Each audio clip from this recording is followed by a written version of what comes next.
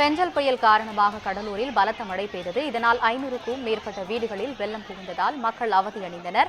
இந்நிலையில் அமைச்சர் சி.வி. கணேசனை பொதுமக்கள் முற்றுகையிட்டனர். தென்பெண்ணை ஆற்றிலிருந்து வெளியேறிய வெள்ள நீரால் 500க்கும் மேற்பட்ட குடும்பங்கள் பாதிப்படைந்துள்ள நிலையில் ஆய்வு மேற்கொள்ள வந்த அமைச்சர் சி.வி. கணேசனை பொதுமக்கள் முற்றுகையிட்டதாக அண்மை செய்தியாக பார்த்துக் கொண்டிருக்கிறோம்.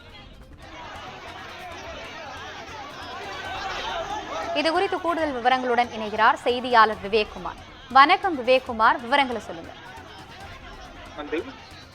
கடலூர்ல தென்பெண்ணை ஆற்றில் ஏற்பட்ட வெள்ளப்பெருக்கின் காரணமா பண்ருட்டி பகுதிக்கு உட்பட்ட பாபுகுளம், பகண்டை, எனதிரிமங்கலம், கரும்பூர் உள்ளிட்ட பல்வேறு பகுதிகளில் ஆயிரக்கணக்கான பொதுமக்கள் பாதிக்கப்பட்டுள்ளனர்.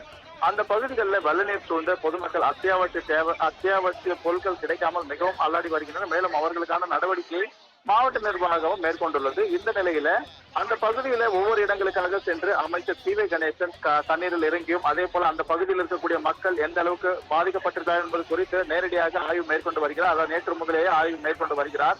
இந்நிலையில இன்று அந்த பகண்டை பகுதியில் இருக்கக்கூடிய பாபுகுளம் பகுதிக்கு அமைச்சர் சென்ற பொழுது அங்கிருந்த மக்கள் அனைவருமே அவரை சூழ்ந்து அந்த முற்றுகையிட்டு தங்களுக்கான தேவைகள் குறித்து கேட்டறிந்தனர். அப்பொழுது அரசு தரப்பிலிருந்து யாரும் வரவில்லை என ஒரு குற்றச்சாட்டை அவர்கள் வைத்தனர். தொடர்ந்து அந்த பகுதியில அப்பகுதி மக்கள் அனைவருமே கால்வாய் அமைத்து உடனடியாக நடவடிக்கை மேற்கொள்ள வேண்டும். அதே போல தொடர்ந்து இது போன்று மழை வெள்ள நீர் உள்ளே வராத அளவிற்கு அடிப்படை வசதிகள் செய்து தர வேண்டும் என்ற கோரிக்கை வலியுறுத்தி தெரிவித்தனர்.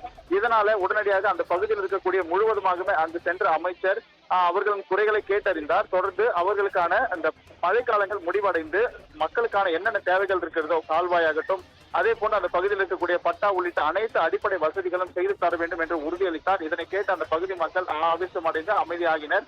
தொடர்ந்து அந்த பகுதி மக்கள் அனைவருமே நேற்றிலிருந்து மாவட்ட நிர்வாகம் தரப்பில் அதிக அளவில் யாரும் வரவில்லை என தெரிவித்ததை அடுத்து அமைச்சர் நேராக சென்று அவர்களின் குறைகளை கேட்டறிந்தார். தொடர்ந்து அதற்கான நடவடிக்கைகள் மேற்கொள்ளப்படும் என தெரிவித்து அங்கிருந்து அவர் புறப்பட்டார். ஆனந்தி,